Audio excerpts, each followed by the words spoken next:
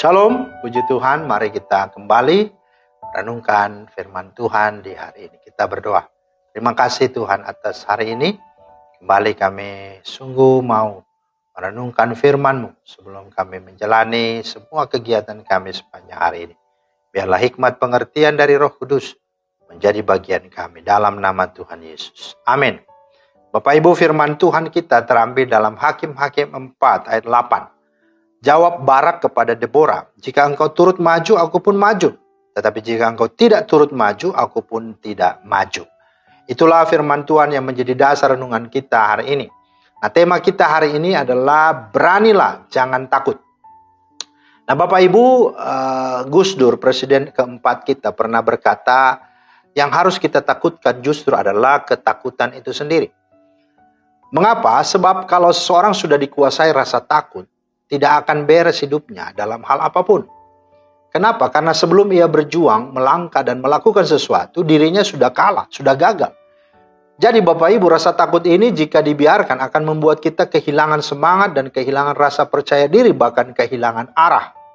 Dan jika itu yang terjadi, maka jangan heran banyak orang pun sibuk mencari alasan dan cara untuk menghindarinya ketimbang mencobanya, menghadapinya atau memperjuangkannya. Nah, banyak orang sibuk mengasihani diri dan berpangku tangan ketimbang menggunakan segala potensi dan talenta dan kemampuan yang ada pada dirinya dan mengembangkannya. Akhirnya juga orang sibuk mengagung-agungkan kekuatan lawan dan keadaan sehingga lupa bahwa sebenarnya dirinya itu pun memiliki kelebihan, memiliki potensi daripada orang lain. Dan dia juga punya kesempatan, punya peluang untuk bisa menang, untuk bisa berhasil. Nah, Bapak Ibu yang dikasih Tuhan, jika kita membaca keseluruhan perikop dalam kitab Hakim-Hakim 4 ayat 1-24, maka dampak dan upah yang dialami Barak yang penakut itu adalah satu. Dia tidak akan mendapat kehormatan dalam peperangan dan perjuangan. Dalam ayat 9 kata Deborah, baik aku turut, hanya engkau tidak akan mendapat kehormatan dalam perjalanan yang engkau lakukan ini, sebab Tuhan akan menyerahkan Sisera ke dalam tangan seorang perempuan. Ya, itu penakutnya. Sedangkan bagi Deborah, sang pemberani akan memiliki pengalaman iman. Menyaksikan bahwa firman Tuhan itu ya dan amin. Ayat 14-22. Yaitu Sisera akan mati di tangan seorang perempuan. Kemudian Tuhan menundukkan Yabin, Raja Kanaan di depan orang Israel. Ayat 23. Kemudian yang ketiga, orang Israel semakin berkuasa dan memiliki keberanian yang besar menaklukkan dan menang atas Yabin, Raja Kanaan. Ayat 24. Nah, sungguh inilah upah keberanian orang yang maju bersama dengan Tuhan. Yaitulah Deborah yang diangkat dan dihormati oleh orang Israel. Nah, jadi Bapak Ibu yang dikasih Tuhan, hidup itu harus berani dan harus berani hidup. Jika takut atau jika khawatir, ya itulah yang menjadi penghalang kita untuk berkemenangan dalam hal apapun.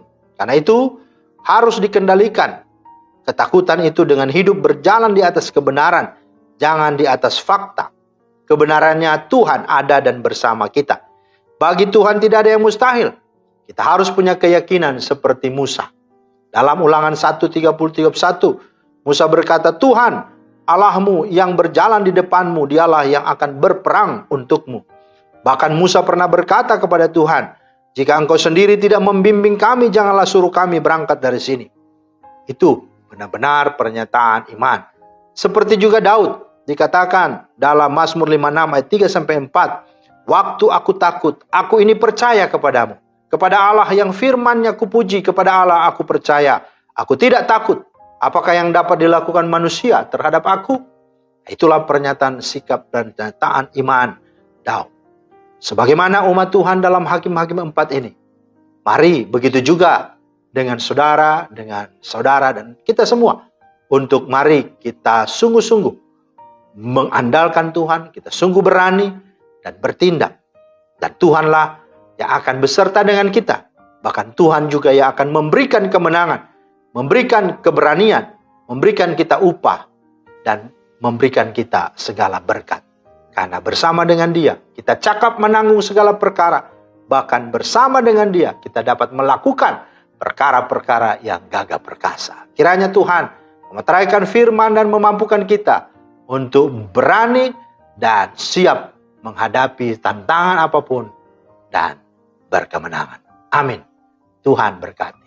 Terima kasih Tuhan atas firman-Mu. Teraikanlah di hati kami, mampukan kami Roh Kudus, supaya kami punya keberanian menghadapi semua apapun, karena kami punya Tuhan, punya roh, punya kuasa lebih dari segala dunia ini. Dalam nama Tuhan Yesus kami berdoa. Amin. Demikianlah firman Tuhan hari ini, kiranya menjadi berkat. Selamat beraktivitas. Tuhan Yesus memberkati. Shalom.